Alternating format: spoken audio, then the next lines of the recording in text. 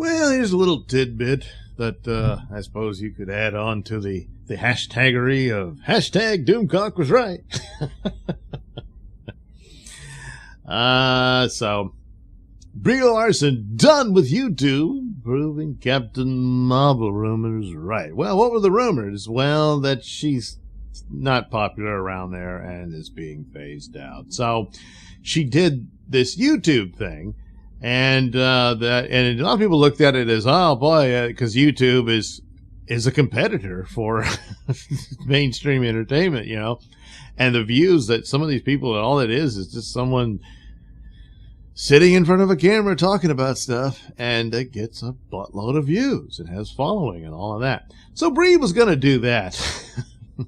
Well, yeah, it wasn't all that great. So anyway, it's been a year since she's done that. So she celebrated the 1-year anniversary, saying it's the 1-year anniversary, and at this exact time, I'm going to have to slow down on this. I can't keep up with doing videos weekly, giggle tee. I got to get back to my job, my first job, my acting job. I'm sad about it. This is not the last video. I am going to do more. It's not going to be on a weekly schedule. I would love to keep making things, keep collaborating with people. Yeah, it was all professionally edited and stuff, so it wasn't quite the same thing as just someone sitting around and talking about stuff. Because, I mean, what was she going to talk about? She does have a podcast called Learning Lots, and that'll still be going bi-weekly. So I hope that you will check that out. Yeah, I've been doing it with my best friend Jesse. It's been a true delight. Anyway, so there she goes, and well, you can go check out her video if you want to see her goodbye video, or until we meet again video, something along those lines. Well, anyway, the rumors was that in December, Brie Larson could potentially be out as Captain Marvel. And what? Well, the biggest clue is that the sequel will not be called Captain Marvel 2. No, it'll be called The Marvels. And, well, it's going to feature Ms. Marvel. Yeah. And the original female Captain Marvel, Monica Rambeau. Yeah. Who was just completely forgotten by woke Marvel and Disney. Yeah, how'd that happen? Well, anybody who criticized the Captain Marvel film as, you know, being bigoted and intolerant. But anyway, the interesting thing about this is that that's basically the sequel to her film, and yet, boy, they didn't do that with Iron Man or Captain America, Thor, or Spider-Man, huh? No, they didn't. So anyway, so now she's dropping the YouTube channel. It appears that the response to it was not that great. And so Disney took notice of that and not happy about it. And so it's just more evidence that Brie Larson is just not liked. And so Disney's just going to, well, let's move on. So that appears to be the deal. The rumor originated from Doomcock, Hail Doomcock, future regular writer, and Matt McCloy, I'm sorry, Cosmic Book News here. There's a link to the recent Star Wars stuff with the Atlantic article. It does coincide with the narrative overall of the some of the rumors that Doomcock dealt in on his videos. And of course, remember, apparently got to restate this, a rumor does not necessarily mean it is true. It suggests that it could be true or it may not be true, but more times than not, it's somewhere in between, and I think that is the case with a lot of these things. And to be honest, I'd forgotten all about this Captain Marvel stuff. The Star Wars stuff gets more attention.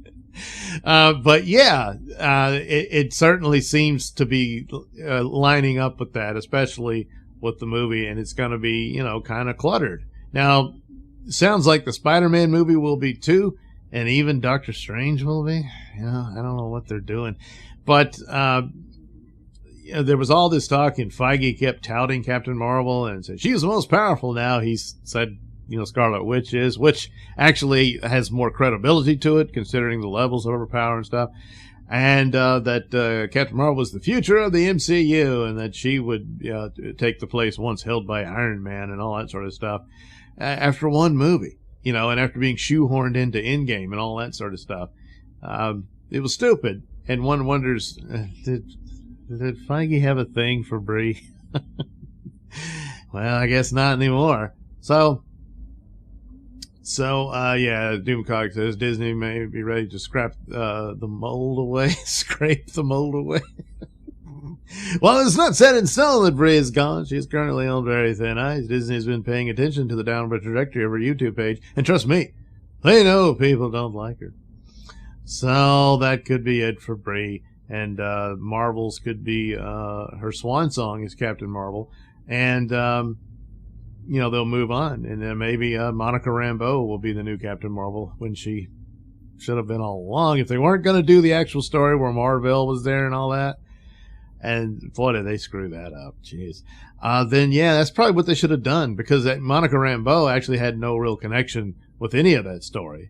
And in fact, in the comic book story, she was given the name by the press and stuff like that. So they could have just done that. But they didn't know who she was.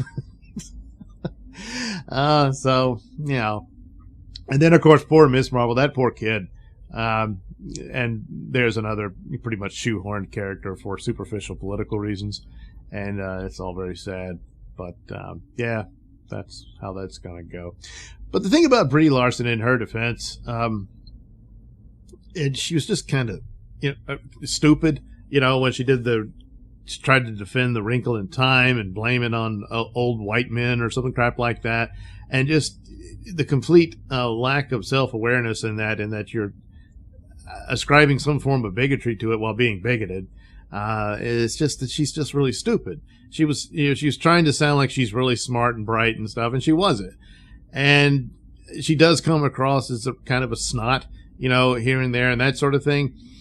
None of that really matters if she does a very good job. The problem is she never really had a chance.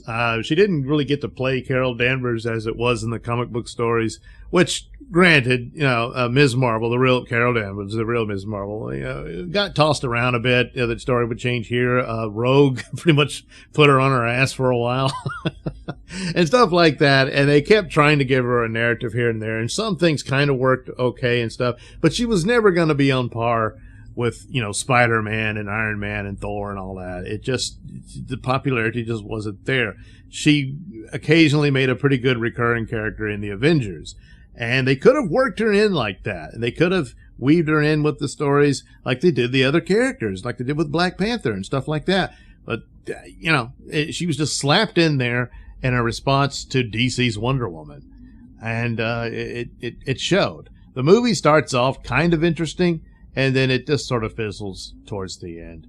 And it trashes whatever was left of anything resembling the original story of Marvel and all that. And Carol's attachment to him, they could have done a story like that.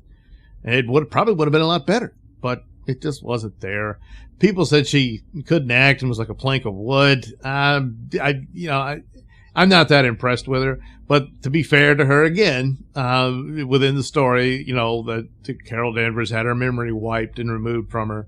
And so it stood to reason that she wouldn't be all that personable, because she didn't have much of a personality anymore, so it's not really Brie's fault. And ultimately, the film and its story and plot, none of that is her fault. It's kind of like the same situation with Jodie Whittaker in Doctor Who. She never really got a chance to play the character, and she never got any stories that were worth a damn. So that's the kind of the sad circumstances for here, and no one particularly has any sympathy for Brie Larson because, kind of the attitude she had. And just the overall setup. I mean, even the costume, which looks like the joke being that Spider-Man had a better ass than she did. But turns out she actually does have a nice booty. See, she showed it off here, Yeah, see that? It's not bad. But they dressed her in a trash bag, or rather a suit that was meant to be worn by a man. It doesn't fit her.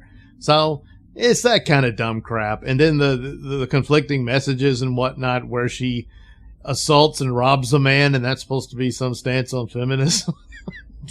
where it was a scene stolen from Terminator, where the Terminator actually seems more human than she does.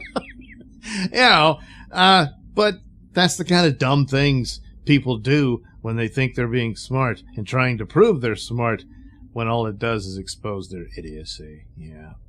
So, some of that, is unfair to Miss Larson, but this is where we are. And maybe she'll find something else. But the superhero action's where it's at for the big money, and that's why you have people who have no interest in superheroes at all glomming onto it for the money. And so it's understandable for that motive, but you got to have some amount of professionalism to understand and buckle down and understand what the stories are and stuff. Again, maybe she would have, but she never got to even understand what this character was, because Marvel didn't know either, and they didn't care.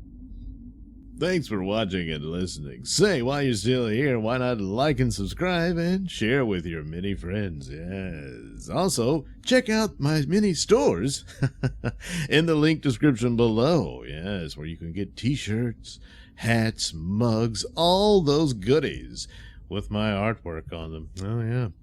And head over to indieplanet.com and pick up a copy of my comic book, Night Night. Oh, yeah. You can also catch me at my podcast, Mr Nailsin Show, on RadioMisfits.com. And you can also watch my videos on BitChute.com and now on Rumble.com. Oh, my goodness, so many places to watch me and my stuff. Oh, yeah. And if that's not enough for you, well, you can follow me on many social media platforms and say hi to your old pal, Mr. Nailsin.